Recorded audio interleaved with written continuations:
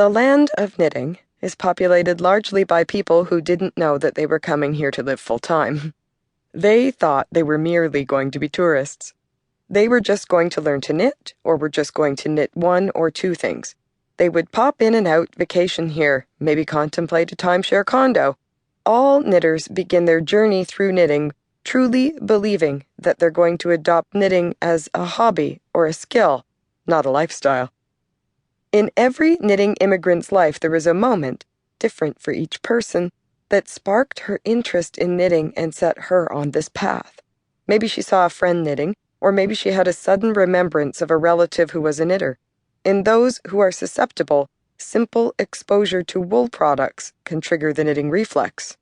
Perhaps a knitting tourist begins by making only one baby blanket for an expected child, or maybe just one fuzzy scarf to go with a favorite blue coat.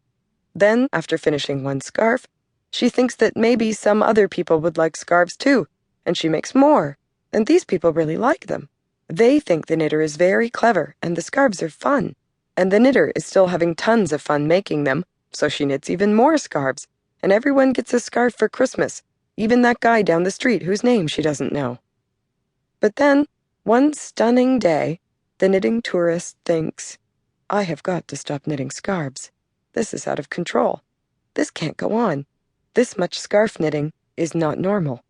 Even the family dog has 3 scarves. I'm going to stop this madness right now.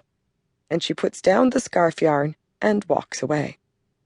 Then she takes a deep breath and she looks around at the shape of her life and thinks about what it will be like now that she doesn't knit all the time. She tries to watch TV, but her hands feel itchy, and she tries simply to sit, but something is missing.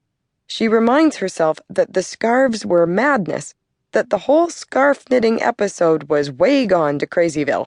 But then it suddenly comes to her in a flash of inspiration. She casts on for a hat.